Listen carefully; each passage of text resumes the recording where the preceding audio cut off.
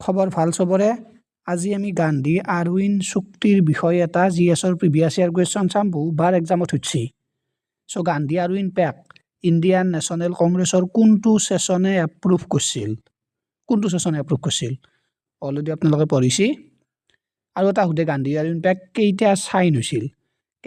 হৈছিল আপোনালোকে কমেন্ট কৰক ওকে বহি কলম লৈ হওক বহিত লেখক গান্ধী আৰউইন পেক্ট মানে কি গান্ধী আৰউইনৰ চুক্তি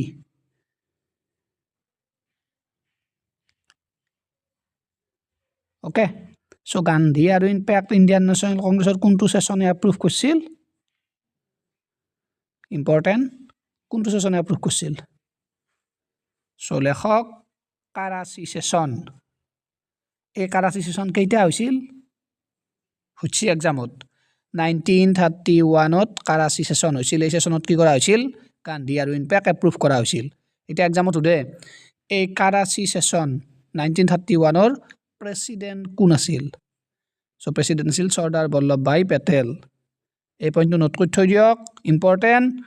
গান্ধী আৰউইন পেক্ট কাৰাচি সেশন 1931 ত এপ্ৰুভ হৈছিল আৰু এই সেশনৰ প্ৰেসিডেন্ট আছিল চৰ্দাৰ বল্লভভাই পেটেল ইম্পৰ্টেন্ট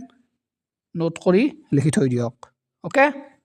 এটা আপোনালোকে কমেন্ট কৰক গান্ধী আৰউইন পেক্ট কেইটা সাইন হৈছিল এই ক্যামেৰাটো বন্ধ কৰি দিব ঠিক আছে হৈছে ওকে